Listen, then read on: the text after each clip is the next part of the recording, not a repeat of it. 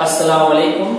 मैं अंसारी अनस आपसे मुखातिब हूँ और आज मैं यहाँ पर आया हूँ एक नई वीडियो लेकर और एक नए कॉन्सेप्ट के ऊपर। ठीक है प्यारे दोस्तों और डियर स्टूडेंट, जैसे कि हमने पिछली वीडियो में देखे थे कि मैंने आप लोगों को सिखाया था कि how to make a format of bill of exchange. इस बिल ऑफ एक्सचेंज का फॉर्मेट मैं कैसे बनाऊंगा, और इसके बाद उससे पहले मैंने आप लोगों को सिखाया था introduction of bill of exchange.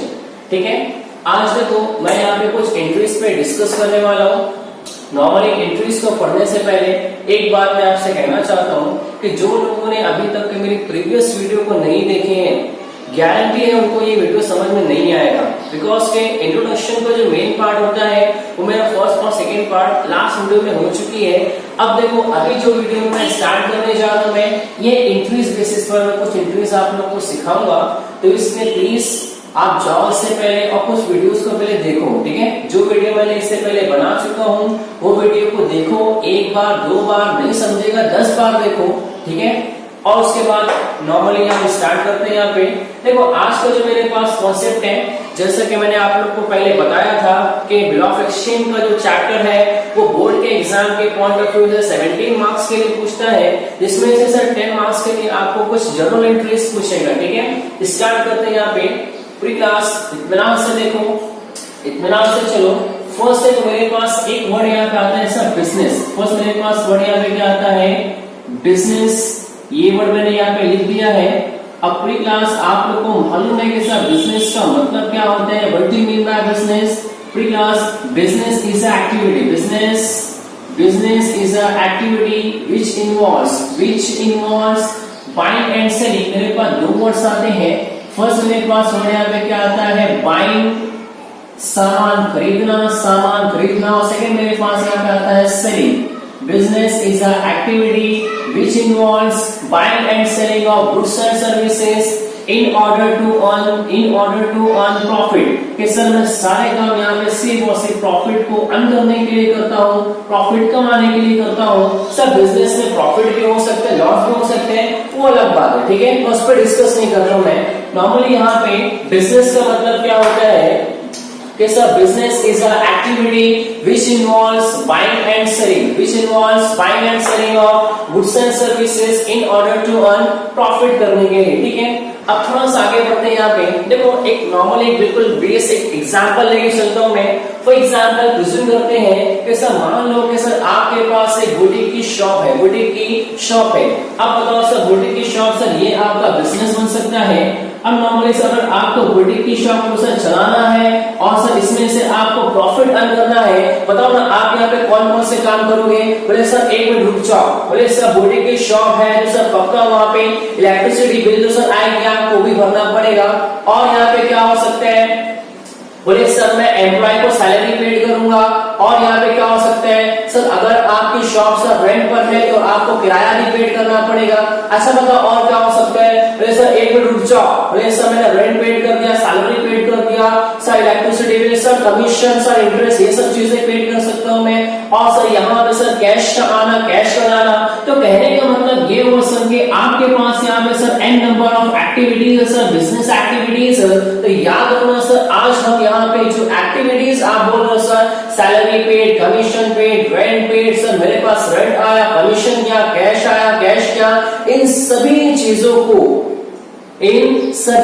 को मैं यहाँ पे एक नाम दूंगा, उसे हम यहाँ पे जानते हैं सर ऐसा नाम, उसका बोल सकते हैं यहाँ पे ऐसा, और उसका नाम देना है ऐसा transition.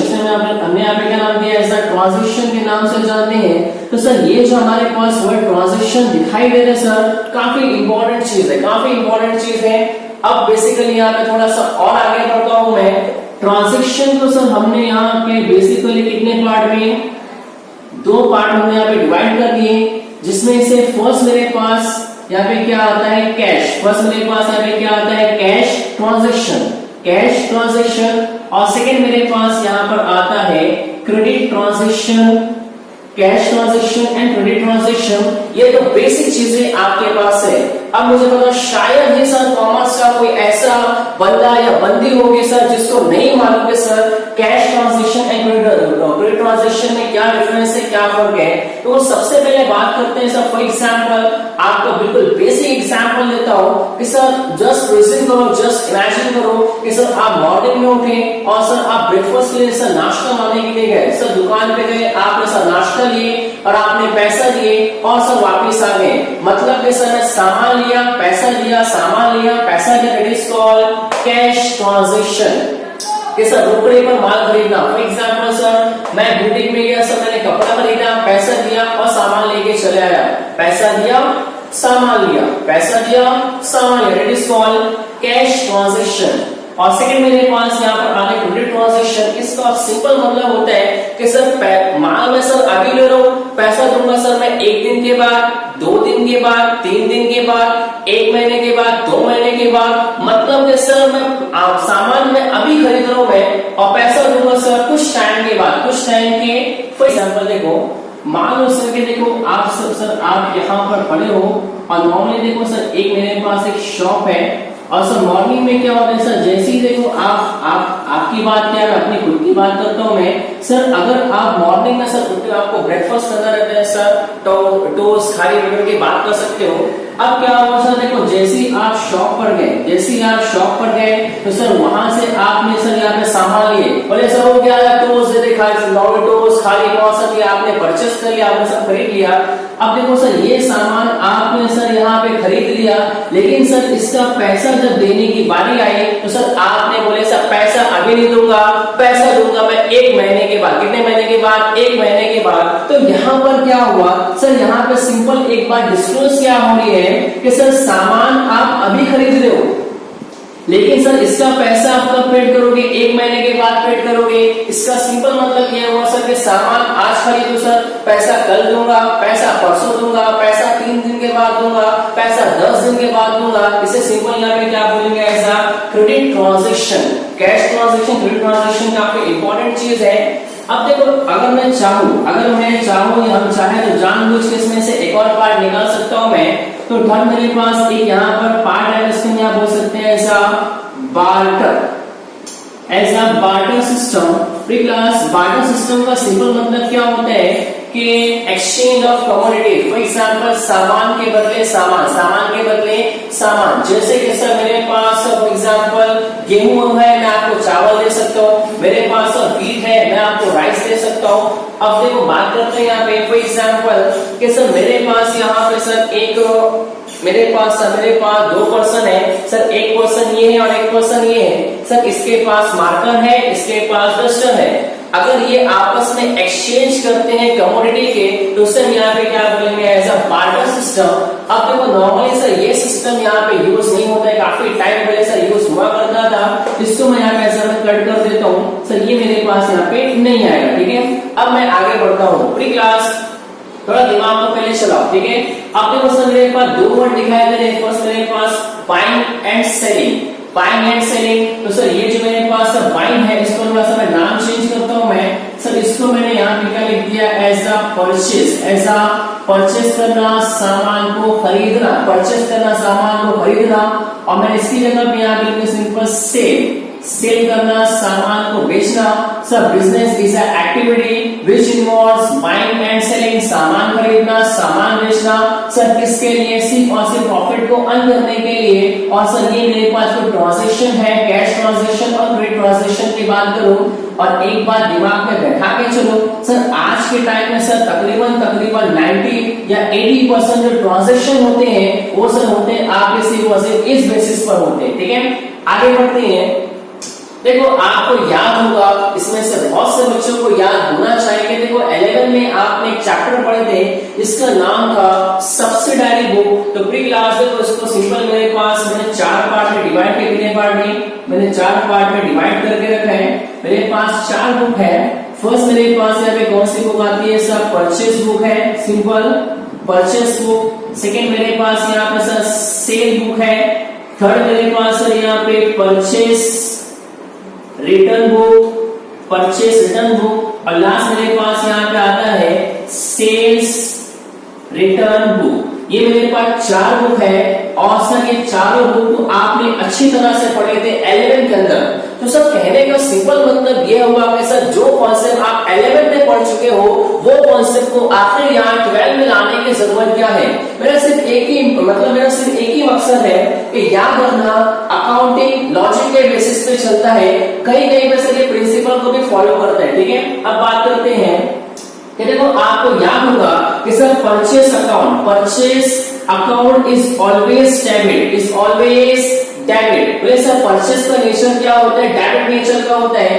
Purchase account always debit, sale account always credit. Pre class अगर परचेस डेबिट तो परचेस रिटर्न उसका उल्टा डेबिट का क्रेडिट और सेकेंड सेल का नेचर मेरे पास क्या होता है? क्रेडिट। तो सेल का मेरे पास क्या हो जाएगा? सिंपल डेबिट हो जाएगा। याद रखना मेरे पास कुछ चीजों को लगे तो रट लो और समझ लो, वो आप पे है, मैं नहीं जानता, मैं सिर्फ बता रहा हूं, लेकिन ये सारी चीजें आपके दिमाग में होना चाहिए। ठीक है, सब purchase always debit, sales always credit, purchase return, sales return. अच्छा कभी आपने वर्ड्स में सर कैपिटल, सर एक मिनट को कैपिटल है, देखो सर यहाँ पे A B C D capital है, सर ये कैपिटल की बात नहीं कर रहा हूं मैं। Capital sir investment of money, invest money into the business for the first time is called capital, is always credit, drawing is always debit। तो सिंपल कहने का मतलब है सर कि कुछ अकाउंट का जो नेचर है, नॉर्मली अकाउंट अपने नेचर के हिसाब से चलता है, वो फिक्स है। Expenses debit, incomes credit, profit credit, loss debit. तो ये सब चीजों को प्लीज भूलना नहीं। अब मेरी बात को बहुत गौर से समझो, मैं क्या बोल रहा हूं मैं।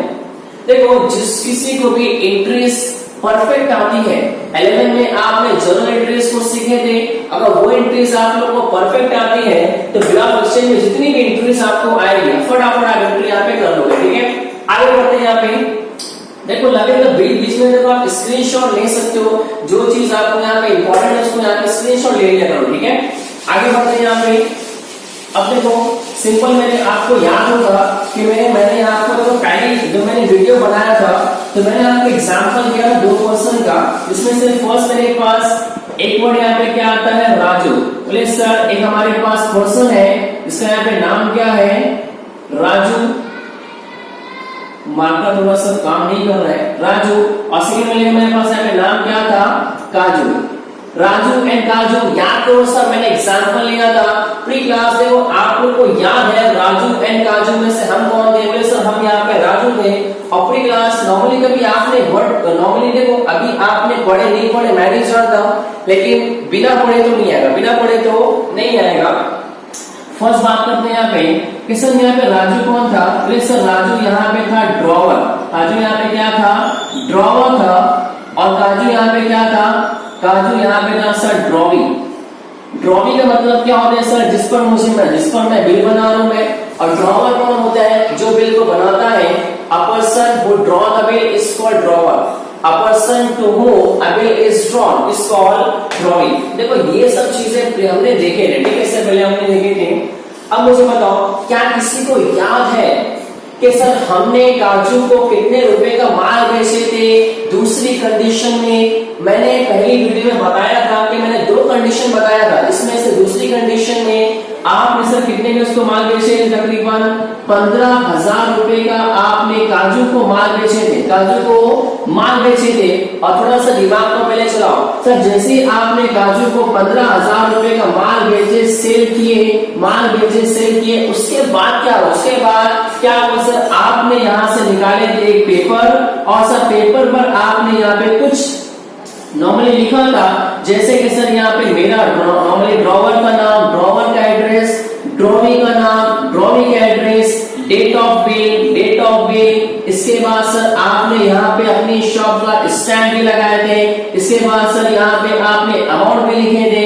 और सर यहाँ पे आपने कुछ खुले शब्दों में कुछ लिखा था कि सर आज से तकरीबन 3 महीने के बाद, कितने महीने के बाद? 3 महीने के बाद सर इस बिल पर जितना भी अमाउंट है आप मुझे पे करोगे। ऐसा बाकायदा पूरा का पूरा सेंटेंस पैराग्राफ आपने यहाँ पे लिखे थे और लास्ट में क्या हुआ था कि सर आपने साइन किए, फिर इसी बिल को नॉर्मली फिर क्या हुआ कि सर इसी बिल को उठाकर आपने काजू को दिए और काजू को क्या बोले सर इस बिल पर साइन कर, और बिल को साइन करने के बाद आपने काजू से बिल को वापस ले लिए थे। ये मैंने आप लोग को पूरा पिछली वीडियो में समझाया है, ठीक है, वहां पे आप इसको अच्छे तरीके से देख सकते हो। आगे बढ़ते हैं यहाँ पे।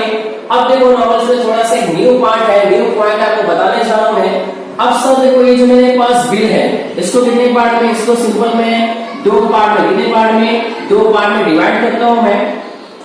अब जो मैं बताने जा रहा हूं मैं काफी इंटरेस्टिंग है और ये काफी याद करने वाला पॉइंट है, हर जगह पे आप लोग को आएगा। सबसे पहले अज्यूम करो कि सर हम यहाँ पे कौन है, हम यहाँ पे सर राजू हैं। हमने किसको माल बेचे है, काजू को माल बेचे है। कितने का माल बेचे है, 15,000 रुपए का माल बेचे है। पैसा कब मिलेगा, पैसा मिलेगा 3 महीने के बाद। अब मेरी बात को बहुत गौर से समझो कि सर ये जो बिल मेरे पास है, ये जो बिल सर 15,000 रुपए की जो बिल मेरे पास है, क्या राजू को इस बिल से पैसा मिलने वाला है? क्या राजू को इस बिल से पैसा मिलने वाला है? बोले सर हाँ इसको पैसा मिलने वाला है। तो याद रखना मेरी बात, अगर किसी भी बिल से, ये बिल किसी कोई भी बिल की बात करो, अगर किसी भी बिल से आपको पैसा मिलेगा तो भी आपके लिए क्या बन जाएगी, simple, it is called bill receivable. It is called bill receivable कि सर ये बिल का पैसा आपको रिसीव होने वाला है, ये बिल का पैसा सर आपको मिलने वाला है। याद रखना, अगर जिस बिल से आपको पैसा मिलने वाला है या जिस बिल से पैसा आपको इन फ्यूचर में सर 1 महीने के बाद, 2 महीने के बाद पैसा मिलेगा, तो उसमें यहाँ पे क्या बोलना है, ऐसा बिल रिसीवेबल, और सर ये बन जाती है आपकी असेट। सर ये आपके लिए क्या बन जाती है, ऐसा असेट। याद रहेगा। सेकंड बात करते हैं यहाँ पे। अब मुझे बताओ कि सर ये जो मेरे पास बिल है, क्या इस बिल से काजू पैसा पेड करने वाला है कि उसे पैसा मिलेगा? एक मिनट सर रुक जाओ, आगे बढ़ोगा। सबसे थोड़ा दिमाग को पहले चलाओ, दिमाग की बत्ती जलाओ, सॉरी मेंटोस खाओ, दिमाग की बत्ती जलाओ, दिमाग की बत्ती। अब मुझे बताओ यहाँ पे कि सर इस बिल से क्या काजू को पैसा पेड करना है या पैसा उसको मिलेगा? बोले सर के काजू यहाँ पर पैसा पेड करेगा इस बिल के जरिए। तो याद रखना, अगर किसी बिल की वजह से आप पैसा पेड कर लो, आप सामने वाले को पैसा दे रहे हो, तो उसे मैं यहाँ पे क्या बोलूंगा, it is called bill, it is called bill payable, it is called bills payable कि सर आपको बिल का पैसा पेड करना बाकी है। मे बी सर 1 महीना, मे बी सर 1.5 महीना, 2 महीना, कितना भी टाइम हो सकता है, ठीक है। मतलब है सर यहाँ पर आपको बिल का पैसा पेड करना है, बिल का पैसा पेड, बिल का पैसा मिला तो बिल रिसीवेबल, बिल का पैसा पेड किया तो बिल्स पेएबल। याद रहेगा। सर ये बिल हमारे फेवर में है, सर ये बिल हमारे अगेंस्ट में है। फेवर का मतलब क्या हुआ, सर हमारा फायदा है और हमारा नुकसान है, ठीक है। इसीलिए बिल को सिंपल यहाँ पे क्या बोलेंगे, ऐसा लायबिलिटीज, कि सर ये आपकी ऐसा लायबिलिटीज बन जाएगी और ये बन जाएगी आपकी असेट। अब देखो मेरे पास 2 पॉइंट है, bill receivable, bill payable. Please भूलना नहीं, एक बार 2 बार में दिमाग में बैठ जाएगा, इत्मीनान से करना, ठीक है। अब देखो एक सिर्फ सेंटेंस है बीच में बोलने वाला हूं मैं, अब इसका काम नहीं आएगा, आगे चलकर इसका काम आएगा, ठीक है। सुनो सर ये जो मेरे पास बिल, देखो हमारे लिए क्या है बिल रिसीवेबल, उसके लिए क्या है बिल पेएबल। तो मैं अपनी बात करता हूं मैं, ठीक है।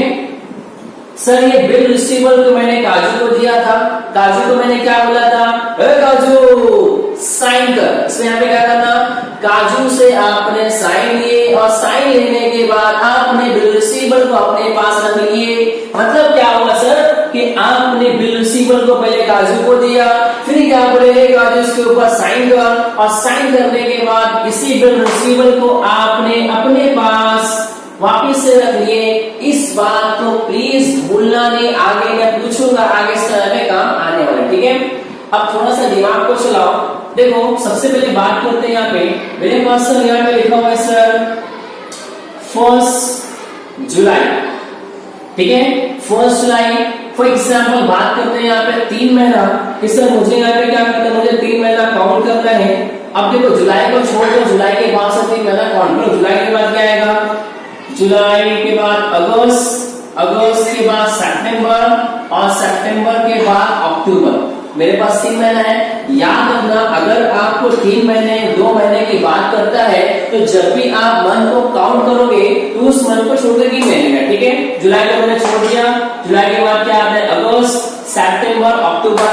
तो मतलब कि सर यहाँ पे 1 जुलाई और सर ये है आपका 1 अक्टूबर जिस दिन आपको पैसा मिलने वाला है। सर मैंने आज माल बेचा है, पैसा कब मिलेगा 1 अक्टूबर को 3 महीने के बाद। अब एक पॉइंट की बात कहने जा रहा हूं मैं, याद रखना सर जिस दिन आपको पैसा मिलेगा, जिस दिन या जिस डेट को आपको पैसा मिलेगा उस डेट को सिंपल हम यहाँ पे क्या बोलेंगे as a due date. It is called due date. Due date का मतलब क्या होता है सर, वो डेट या वो तारीख जिस दिन आपको बिल का पैसा मिलने वाला है। अब बताओ आपने सर क्या माल कब बेचे हो 1 जुलाई को, तो पैसा कब मिलेगा 1 अक्टूबर को। ग्रेस डे 3 दिन में ऐड करूंगा मैं, एक नॉर्मली छोटा सा मैं लेक्चर लूंगा ग्रेस डे के ऊपर, क्या आपको बता दूंगा बाद में, अभी मैं उसको ऊपर नहीं कर रहा, ठीक है। तो बताओ ड्यू डेट का मतलब क्या होता है, वो डेट जिस दिन आपको बिल का पैसा मिलने वाला। याद रहेगा due date, bill receivable, bills payable, याद रहेगा ड्रॉवर ड्रॉविंग। प्लीज इन सभी चीजों को भूलो मत। अब देखो नॉर्मली यहाँ पे मैं बिल्कुल बेसिक में एंट्रीज यहाँ पे स्टार्ट करने जा रहा हूं मैं। अगर कुछ चीज आप लोग को लगता है सर कि ये इंपॉर्टेंट है तो उसको स्क्रीनशॉट ले लिया करो और प्लीज देखो अपनी नोटबुक में बनाना स्टार्ट करो, ठीक है। प्रैक्टिस करोगे तो वो चीजें आपको